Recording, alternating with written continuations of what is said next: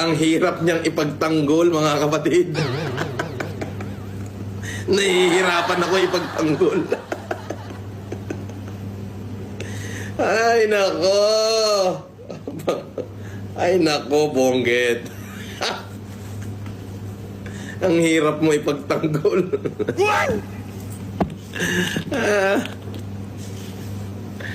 Isko. If I will remember my life, since 2007,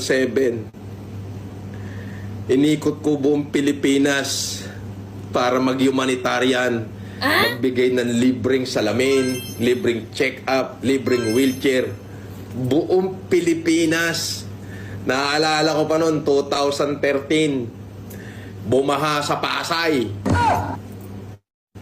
Kaming dalawa ng tiyaheng ko at saka yung mga anak